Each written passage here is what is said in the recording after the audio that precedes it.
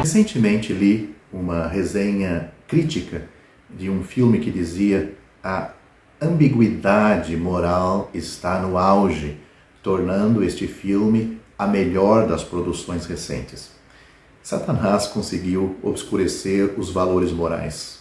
O lamento de Isaías é muito verdadeiro quando ele disse: ai dos que ao mal chamam bem e ao bem mal, que trocaram as trevas pela luz e a luz pelas trevas, que põem o amargo no lugar do doce e o doce no lugar do amargo. Isaías estava falando dos seus dias, mas é uma profecia que se cumpre em nossos dias. Isaías capítulo 5, versículo 20. Tudo que lemos, ouvimos ou vemos é influenciado pelo sistema ético do escritor ou orador, baseado em uma visão pessoal do que é certo ou errado. Portanto, é necessário que todo crente tenha algum entendimento dos sistemas que estão por trás das visões morais ou amorais desta era. Muito do que se passa hoje com um sistema ético correto remonta aos grandes filósofos gregos, Sócrates, Aristóteles e Platão, portanto, ao mundo pagão. Esses sistemas são chamados de ética epiculativa e se originam do raciocínio humano. Quando os homens inventam um sistema, é um que ele pensa que manteve ou pode manter. Os estudos universitários em ética são baseados nesses raciocínios humanos, ignorando completamente a ética revelacional ou revelada que vem de Deus. A ética especulativa se enquadra em duas classificações: naturalismo e idealismo.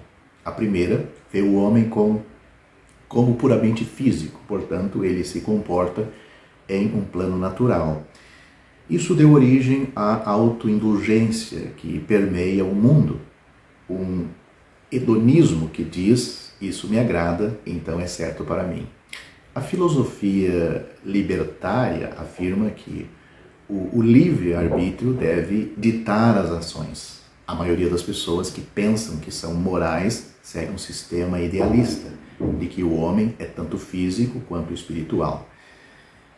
Eles são altruístas, porque acreditam que estão trabalhando para o bem comum. O socialismo reivindica como objetivo o bem da sociedade. O objetivo do comunismo é o bem do Estado. Há um grande problema. Quem pode dizer qual é o maior bem para a maior parte da sociedade? A ética teológica afirma que o fim é muito importante. Esta é uma filosofia pragmática que diz: se funciona, é bom. Um assassino ou ladrão pode fazer o seu plano funcionar, mas está longe de ser bom. O nazismo, que acreditava que o fim justificava os meios, era dessa escola. Uma visão muito mais comum baseia-se no princípio de que, se o movimento for correto, as ações serão boas. Isso deu origem à ética situacional, onde não haja nada de bom ou ruim em si. Não há justiça absoluta. As coisas são boas ou são ruins, dependendo das circunstâncias. Uma grande falha nesse sistema é que os resultados nem sempre são imediatamente evidentes. Por exemplo, a união conjugal de duas pessoas do mesmo sexo é feito por acreditarem que tudo que se faz por amor é certo. Mas o constrangimento e a dor que se cria nos familiares e na sociedade conservadora nos dizem que isto é mentira. Desses sistemas surgiu nosso mundo moderno de pornografia, promiscuidade sexual, aborto e eutanásia. As leis de Deus são absolutas. Paulo escreveu: porque a lei é santa e o mandamento santo, justo e bom. Romanos capítulo 7, versículo 12. Negando que a lei de Deus é suprema, os homens hesitam em encontrar uma norma correta e autorizada. A escolha é entre a autoridade absoluta ou a caos total. É interessante o que Paulo diz. Ele diz que a insistência para o desvio é tanto que Deus os abandonou e os entregou, deixou ir a livre curso. Isto é terrível de se ler e ouvir da parte de Deus. Ou seja, o ser humano insistiu tanto no seu desvio, o homem insistiu tanto em agradar a concupiscência, o desejo carnal, que Deus os abandonou. Note o que Paulo diz. Por isso Deus os abandonou às paixões infames, porque até as suas mulheres mudaram o uso natural, no contrário à natureza. E semelhantemente também os homens, deixando o uso natural da mulher, se inflamaram em sua sensualidade, um para com os outros. Homens com homens, cometendo torpeza e recebendo em si mesmos a recompensa que convinha ao seu erro.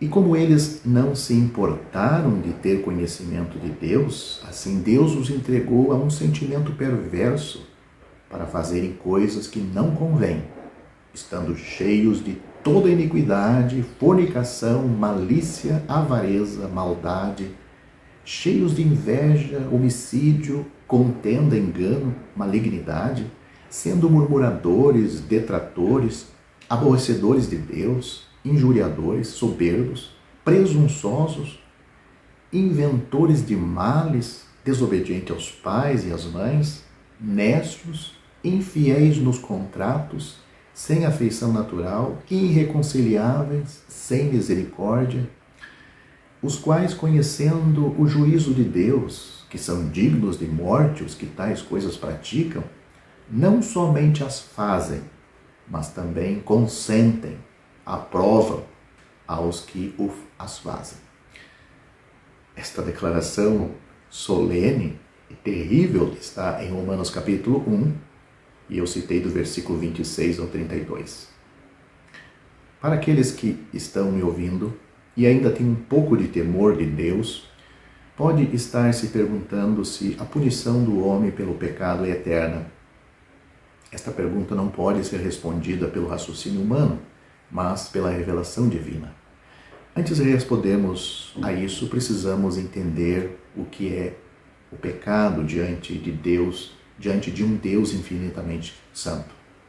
O pecado, uma palavra simplesmente traduzida, é errar o alvo. Existe um alvo correto, existe um objetivo correto. O pecado é quando não se acerta este alvo. E quem estabelece este alvo? É nós? É a igreja? É o padre, o pastor, o missionário? É a ética da filosofia? Não, é Deus. É injustiça, iniquidade, transgressão, ilegalidade. Portanto, o pecado não pode ser tolerado e deve ser punido. Romanos capítulo 6, versículo 23 ensina: o salário do pecado é a morte. O pecado é, na verdade, uma afronta ao caráter de Deus. Se Deus não punir o pecado com justiça, ele será infiel ao seu caráter. A palavra de Deus revela a punição eterna pelo pecado em linguagem vívida e inconfundível. 2 Tessalonicenses capítulo 1, versículo 9 diz que o Senhor Jesus descerá do céu com os anjos do seu poder, com labareda de fogo, tomando vingança dos que não conhecem a Deus e dos que não obedecem ao Evangelho de nosso Senhor Jesus Cristo, os quais, por castigo, padecerão eterna perdição, longe da face do Senhor e da glória do seu poder. Mateus capítulo 25, versículo 41, diz que o Senhor, então, dirá também aos que estiverem à sua esquerda, quando julgar os pecadores neste mundo, ele vai dizer: apartai-vos de mim, malditos, para o fogo eterno, preparado para o diabo e seus anjos. Apocalipse capítulo 21, versículo 8 diz: mas quanto aos tímidos e aos incrédulos, tímidos aqui não é pessoas envergonhadas, mas tímidos para tomar o partido do lado de Cristo, partido do lado de Deus. Foram tímidos, eles não quiseram assumir este compromisso, não tiveram coragem de crer em Cristo, abandonando os seus pecados, seus amigos errados. Então, quanto aos tímidos, aos incrédulos, e aos abomináveis, aos homicidas, e aos que se prostituem, e aos feiticeiros, e aos idólatras, e a todos os mentirosos, a sua parte será no lago que arde com fogo e enxofre, o que é a segunda morte. Isso não é apenas punição eterna, mas punição eterna consciente. A fumaça do seu tormento sobe para todo sempre, e eles não têm descanso, nem de dia nem de noite. Apocalipse capítulo 14, versículo 11. Judas, versículo 7, diz que os pecadores condenados por seus pecados vão sofrer. Esse sofrer aqui é um presente contínuo. Vão sofrer continuamente a vingança do fogo eterno. A maior prova de punição eterna pelo pecado é visto nos sofrimentos infinitos de Cristo pelos pecados na cruz. Ele não sofreu por seus pecados, ele sofreu pelos pecados de outros. Cristo padeceu uma vez pelos pecados, o justo pelos injustos, para levar-nos a Deus.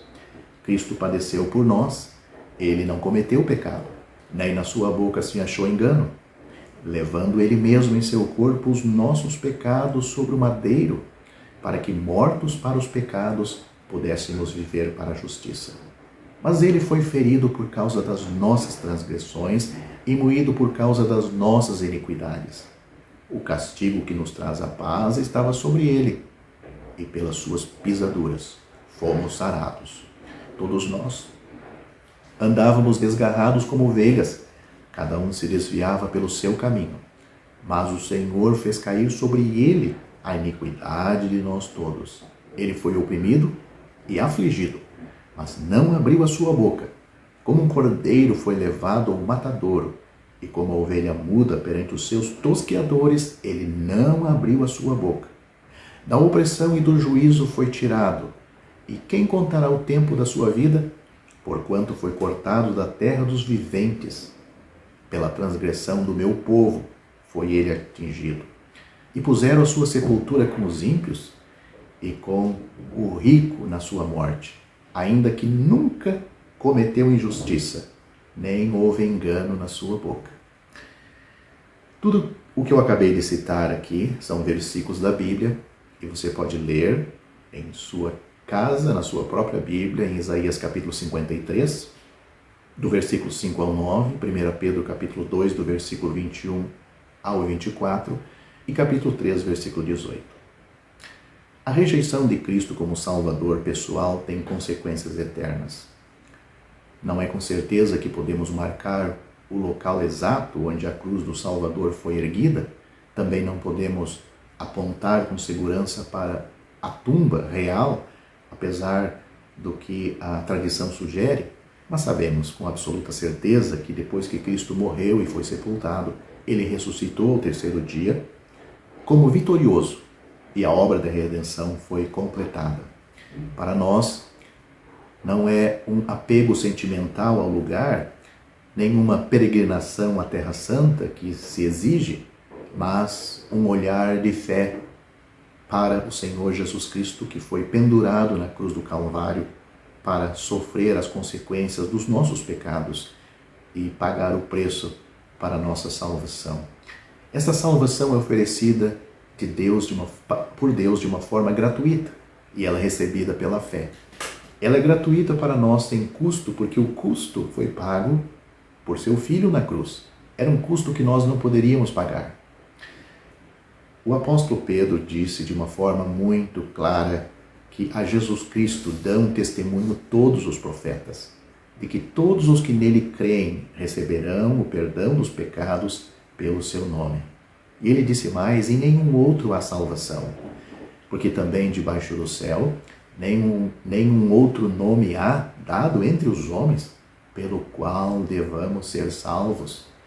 Porque pela graça sois salvos por meio da fé. Isto não vem de vós, é dom de Deus, não vem das obras, para que ninguém se glorie. Eu citei agora Efésios capítulo 2, versículos 8 e 9, Atos capítulo 4, versículo 12 e Atos capítulo 10, versículo 43. Você precisa desse Salvador, você precisa ser salvo hoje, antes que seja tarde demais. Ao findar o labor desta vida, quando a morte ao teu lado chegar, que destino há de ter a tua alma? Qual será no futuro o teu